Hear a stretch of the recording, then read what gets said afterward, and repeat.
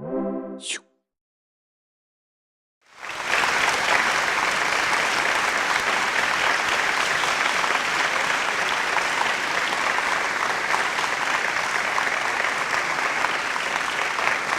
pour les trois intervenants suivants, je vais passer la place à Nicolas Nova. Nicolas Nova de l'équipe LIFT, l'un des cofondateurs de LIFT, avec lequel nous avons préparé ce programme. Après ça, nous aurons une pause et c'est moi qui reviendrai. Bonjour à tous. Est-ce que vous m'entendez avec ce micro ? C'est parfait. Alors, la suite des interventions vont toujours considérer cette notion de promesses, et des promesses liées au numérique. Et l'intervenant suivant va reprendre un thème qu'on a déjà abordé dans les éditions précédentes de LIFT à Marseille, et qui consistait à se pencher sur le do-it-yourself, la réappropriation personnelle des différentes technologies. Mais dans le contexte ici présent, ce sera un peu moins sur le numérique et un peu plus sur un autre domaine qui est le numérique. Qui est le biologique, beau lapsus. Et le prochain orateur, Thomas Landrin, qui est un chercheur au Génopôle à Évry et qui est aussi le fondateur de la Paillasse, un laboratoire d'expérimentation communautaire qui essaie d'accompagner ces changements biotechnologiques, va vous montrer les enjeux et les promesses qui sont liés à ces sujets. Donc je vous demande d'applaudir Thomas. Bonjour à tous. Je voudrais commencer en remerciant les organisateurs de LIFT de m'avoir invité. Je vais vous parler aujourd'hui d'une révolution qui se produit aujourd'hui en biologie, une révolution profonde puisqu'elle ne touche pas uniquement, c'est pas uniquement une révolution technologique, c'est également une révolution sociale. Et je l'ai appelée la biologie 2.0. La biologie aujourd'hui est certainement pas celle que vous avez connue, ou en tout cas celle à laquelle vous avez été introduite lors de vos années de lycée. Elle a beaucoup changé. On peut dire que la biologie moderne est née il y a 60 ans, en 1953, lorsque James Watson et Francis Crick ont décrit pour la première fois la structure moléculaire de l'ADN, cette molécule qui détient le code génétique et qui encode toutes les parties fonctionnelles de notre corps, du vivant en général, qui est la partie fondamentale de la définition de la vie. Mais en mettant à nu cette découverte, ils étaient, je pense, incapable d'imaginer à quel point cela allait changer la manière dont on allait innover en technologie, puisqu'aujourd'hui le vivant est une technologie en soi. Il y a clairement quelque chose qui a tout changé récemment en biologie, c'est ce qu'on a appelé la génomique personnelle.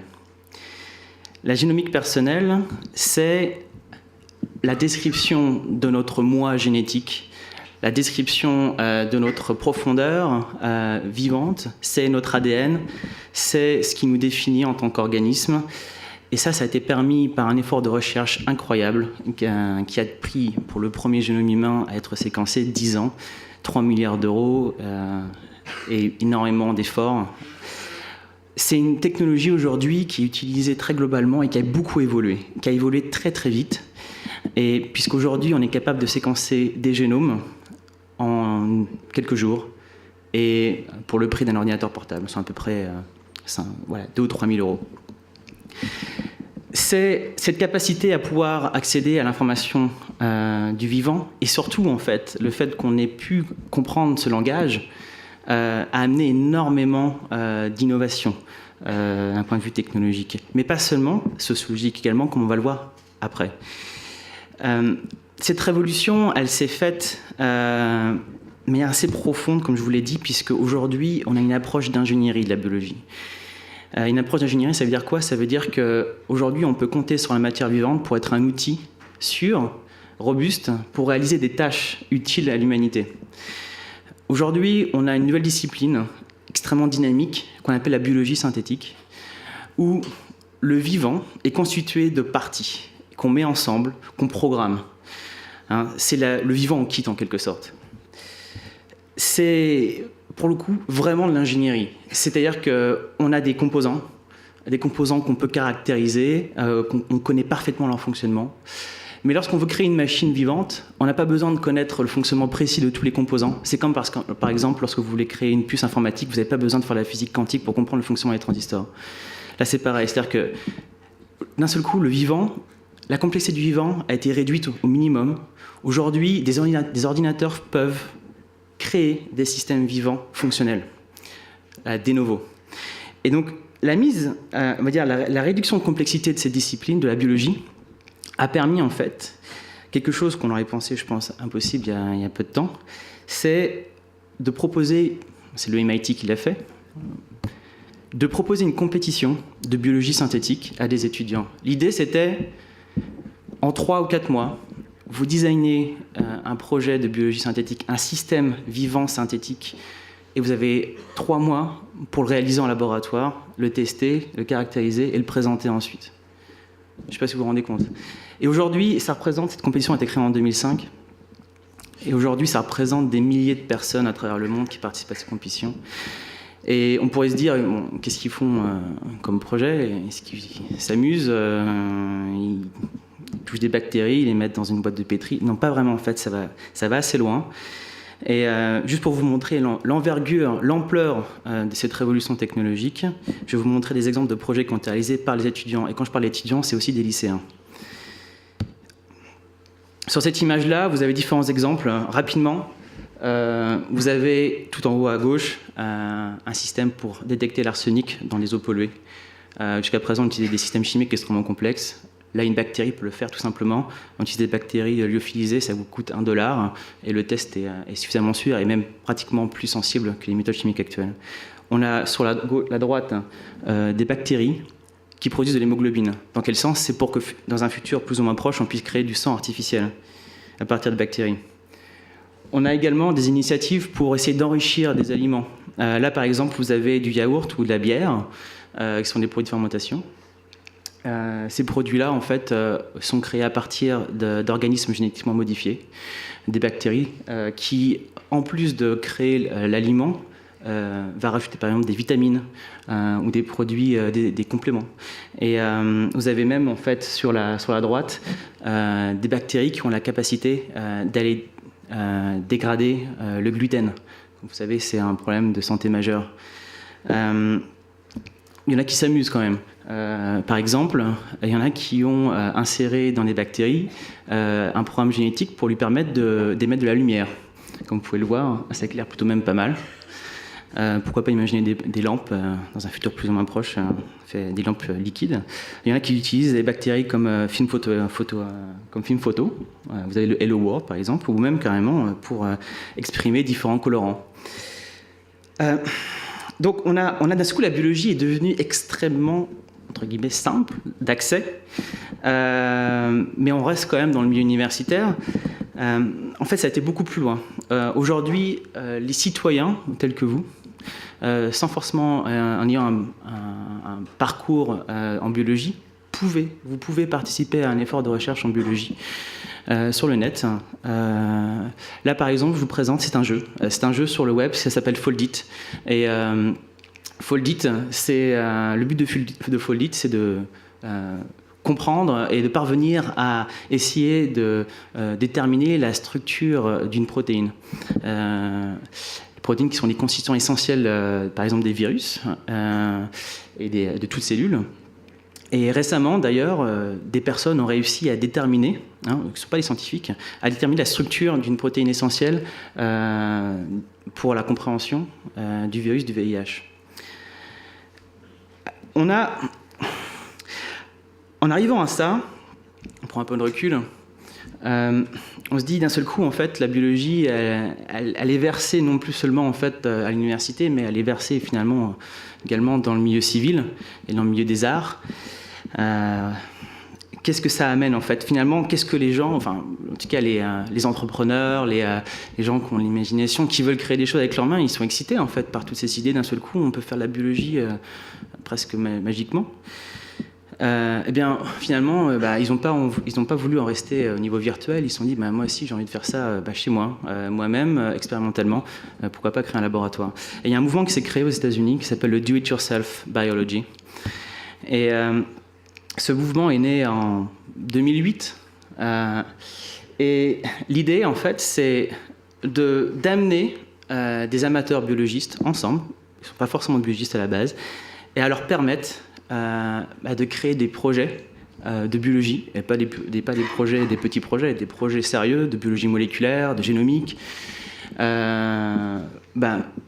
Pour s'amuser, parce que la biologie c'est fun, parce que ça m'intéresse, parce que je vais en apprendre plus sur moi ou sur mon environnement, ou pourquoi pas en fait aller même encore plus loin, entreprendre.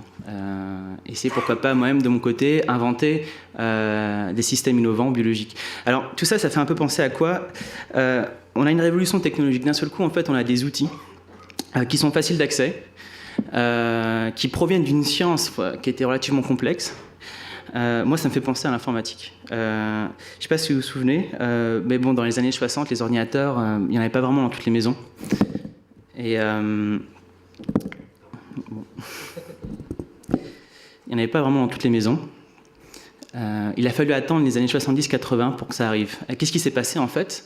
C'est que les composants permettant la réalisation des ordinateurs sont devenus très peu chers, faciles d'accès presque, et les connaissances permettant la réalisation d'ordinateurs ou de systèmes électriques se sont standardisées. Ils étaient enseignés, l'information était disponible. Et donc on a des jeunes comme ça qui sont venus naître ensemble, des passionnés, et qui, dans leur garage, sont mis en fait à programmer et à créer des ordinateurs.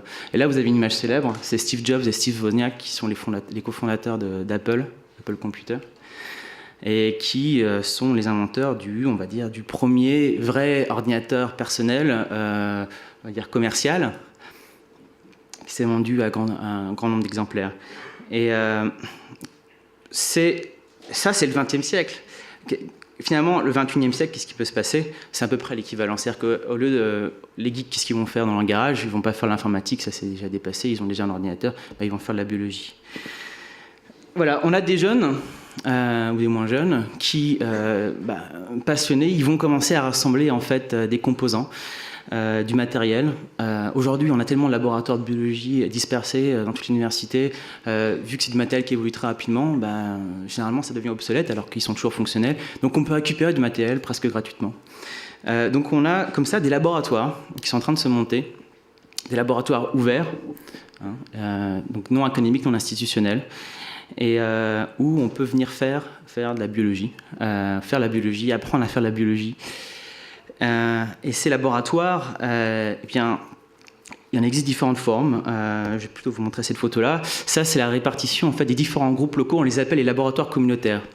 C'est-à-dire que c'est vraiment un laboratoire ouvert, libre, où n'importe qui est en droit de venir, de découvrir, de participer et de faire de la biologie dans toutes ses formes, que ce soit expérimental, virtuel. C'est aussi forcément un lieu où on peut, par exemple, un peu comme un think tank, participer à des réflexions qui sont finalement purement citoyennes. C'est-à-dire que d'un seul coup, on a un effort qui est non pas top-down, mais bottom-up. Cette carte, ça vous représente la répartition des différents groupes locaux de DIY Bio. Il y a un site web qui s'appelle doityourselfbiology.org qui qui finalement centralise un peu toutes ces informations-là. Ça fait que 4 ans, un peu moins de 4 ans que ça existe, et les groupes sont déjà dispersés sur 4 continents, dans 14 pays. Il y a 29 groupes qui existent, principalement aux États-Unis, où le mouvement est né. Le mouvement est né d'ailleurs à New York, avec le premier groupe qui s'appelle GeneSpace. On a eu l'Europe, par la suite, qui est venue un peu plus tardivement. Les premiers groupes sont créés il y a 2 ans. Et enfin, des groupes qui commencent à essaimer en Asie et en Océanie. Et y compris, j'ai reçu un email il y a une semaine d'un Syrien à Damas, dont les activités sont présentes dans le coin en haut à gauche, où il réalise ici une expérience d'électrophorèse, une expérience où on fait migrer l'ADN pour l'analyser. Et ils font ça en fait dans une boîte en plastique avec de petites électrodes. C'est ici finalement, ça résume assez bien le mouvement. On le fait nous-mêmes avec ce qu'on a à bord et on le fait surtout pour s'amuser. Mais bon, il y a quand même, comme je vous l'ai expliqué, autre chose que l'amusement. Il y a des vrais projets, il y a des gens qui veulent réaliser des choses. Et lorsqu'on regarde par exemple à droite, on a GeneSpace, qui sont un groupe qui sont beaucoup plus avancés. On a clairement l'impression d'être dans un laboratoire académique. Et en fait, on s'aperçoit que très rapidement, le niveau des laboratoires en termes d'équipement, d'expertise, rattrape ceux des laboratoires académiques. C'est assez impressionnant d'ailleurs. Et, sauf que la différence majeure, c'est qu'aujourd'hui, on a des laboratoires entièrement équipés, mais qui sont totalement libres de faire ce qu'ils veulent. Et de collaborer avec ceux qui veulent.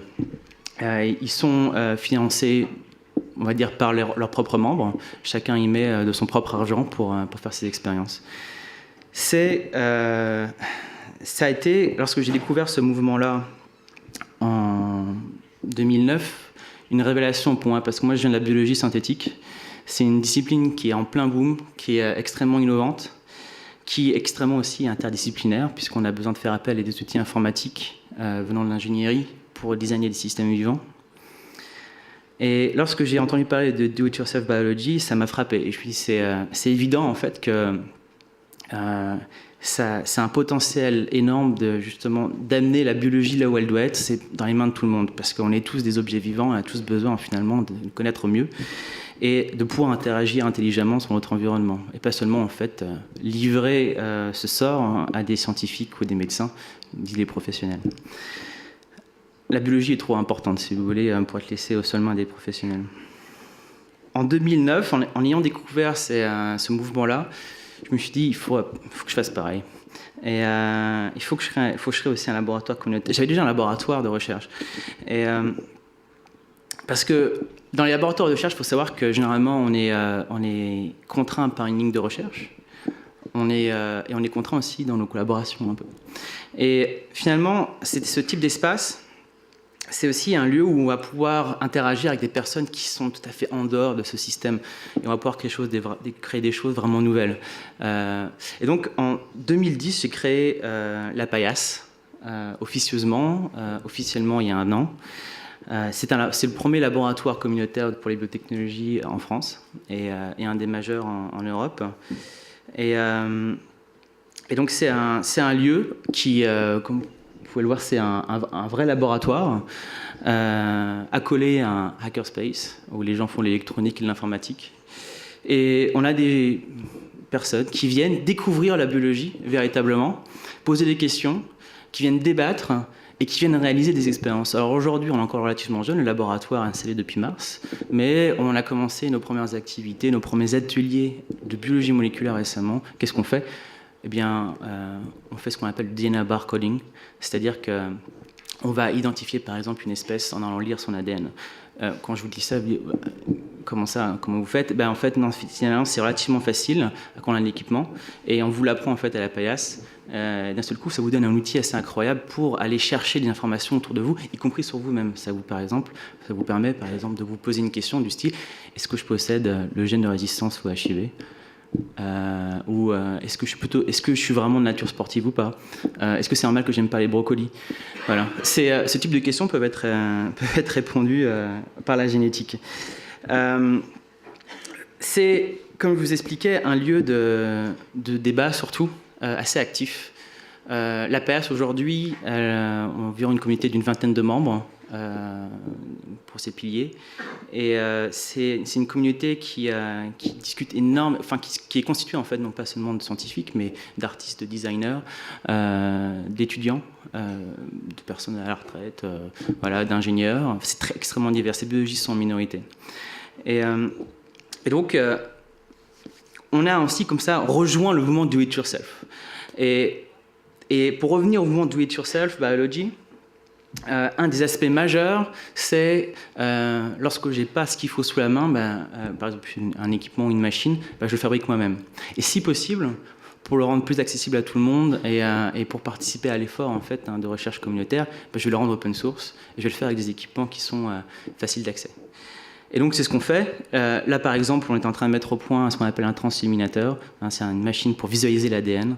Normalement ça coûte minimum 1 000 €, et là on est en train de fabriquer un pour 10 €. Ça va beaucoup plus loin. Il y a des amateurs qui ont mis, alors des anciens ingénieurs au final, qui ont mis au point des machines pour réaliser des expériences de biologie moderne, comme une machine PCR, des centrifugeuses, par exemple des microscopes, des puces microfluidiques. On a des groupes plutôt entrepreneurs qui imaginent des appareils pour, par exemple, détecter des pathogènes. dans le sang. Ampino, c'est un exemple que j'ai pris, et il est assez parlant. C'est un groupe en Hollande. Ils ont mis au point une machine pour détecter la malaria dans le sang, avec une petite goutte. Ça prend en quelques heures, vous avez la réponse. Et ils ont fait une machine qui leur coûtait, ça c'est le prototype, qui finalement leur a coûté 60 €. C'est vraiment des prix planchers, qu'on sait que ce type de machine coûte plusieurs dizaines de milliers d'euros normalement. Il y a une révolution qui s'est faite en parallèle, qui est celle de l'imprimerie en 3D. Aujourd'hui, on a des compagnies comme MakerBot qui proposent finalement un peu n'importe qui la possibilité d'imprimer en 3D ce qu'ils veulent. À partir du moment où c'est fait en plastique. À partir de là, en fait, ça a déclenché une autre série d'innovations. On s'est dit, moi aussi, je peux imprimer ce que je veux, mais pourquoi pas imprimer des organes ou imprimer des systèmes vivants. C'est ce qui est en train de se produire. On a une dérivation de la technologie d'imprimé 3D. Alors bien sûr pour la recherche, mais également par les amateurs qui se sont emparés.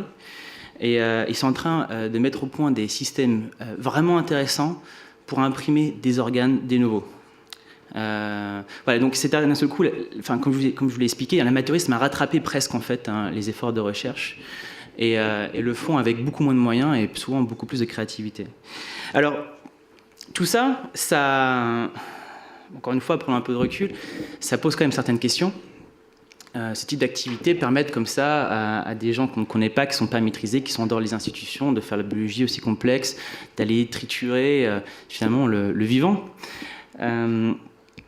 Ça pose quand même des soucis éthiques, certains, mais des soucis qui sont bien entendu pris en compte par notre communauté. Et il y a eu un effort assez important qui a été fait de ce côté-là. On a réuni plusieurs fois chaque année, on se réunit ensemble, les représentants de chaque groupe, on se réunit afin de débattre des potentialités et des peurs probables et le meilleur moyen en fait de sécuriser notre activité. Et on a écrit un code éthique pour ça. On a créé un code éthique dont vous avez ici un extrait. Et les principales lignes, en tout cas les principaux arguments qu'on a déposés pour garantir la sécurité de notre activité, c'est la transparence. C'est ce qui vient en premier. C'est-à-dire que tout, vu que c'est open source, vu que ce sont des activités justement qui ne sont pas institutionnelles, on demande, alors après chacun est libre, mais on demande en tout cas dans les groupes locaux, comme c'est le cas à la Paillasse, de mettre en ligne et de documenter tous leurs projets. Ce qui fait qu'en n'étant pas spécialiste, ça permet aux gens à l'extérieur de venir juger de notre activité. J'aimerais terminer très rapidement en vous donnant un petit bonbon pour votre imagination sur le futur de la biotechnologie. Très récemment, on a produit la première cellule synthétique. On a synthétisé, alors on n'a pas lu, on n'a pas séquencé un génome, mais on l'a synthétisé en entier en fait. On a synthétisé entièrement le génome et on l'a introduit dans une cellule. Cette cellule-là, et donc son parent est un ordinateur. C'est vraiment innovant, c'est vraiment, on va dire, une des pièces maîtresses de la biotechnologie du futur, c'est la capacité d'écrire sur demande des programmes génétiques. Et lorsqu'on regarde la progression de nos capacités de synthèse de génome, on s'aperçoit en fait que, en termes de taille et d'échelle de temps, on arrivera en fait à des génomes de la taille de celui de l'humain d'ici 2020. Soit 8 à 10 ans. Je voulais juste réfléchir à ça, c'est-à-dire la capacité d'écrire entièrement un génome humain from scratch, de novo, en instaurant, pourquoi pas, des capacités nouvelles. Voilà, c'est des choses qui vont être permises dans le futur. Et ça sera ma dernière slide. Si on imagine que notre capacité de séquençage et d'écriture de l'ADN d'ici 50 ans soit complètement... Voilà. C'est-à-dire que vous avez sur votre table une petite boîte noire et ça vous séquence ce que vous voulez et ça vous synthétise ce que vous voulez. À partir de là, vous pouvez télécharger des programmes génétiques sur votre ordinateur, les synthétiser sur place. Vous n'allez pas non pas sur l'App Store, mais le Gene Store. Vous les synthétisez, vous les introduisez par exemple. J'ai pris l'exemple ici des bactéries lactiques qui font du yaourt. Vous les introduisez dans le bactérie lactique. Elles vont vous produire du yaourt grâce à ces yaourtières. Et à la fin, votre programme génétique va s'exprimer et vous aurez quoi? Peut-être des yaourts sur demande avec différents goûts, ou pourquoi pas fluorescents, ou qui contiennent justement des compléments alimentaires, ou, et l'avenir nous le dira, quelque chose d'autre, je ne sais pas. Voilà, j'aimerais terminer là-dessus. Je vous remercie. Merci Thomas. Alors, deux petites questions avant de passer aux intervenants suivants. La première, pour revenir sur la dimension communautaire de la paillasse, par exemple. Tu as mentionné le fait qu'il y a des biologistes, mais il y a aussi des designers, des gens qui ont d'autres profils. Est-ce que tu peux nous donner un exemple en fait, de projet sur lequel tout ce petit monde travaille, et comment des designers, des gens qui ont une autre expertise, peuvent amener quelque chose de pertinent dans cette révolution? J'ai un exemple tout trouvé pour ça. On a un projet en ce moment à la paillasse qui consiste à utiliser en fait des matériaux biologiques qui proviennent d'une culture en fermentation qu'on appelle le kombucha. Le kombucha, c'est quoi? C'est une symbiose entre une bactérie et une levure. Ça fermente, on l'utilise depuis des centaines d'années pour produire des aliments fermentés ou des boissons un peu alcoolisées.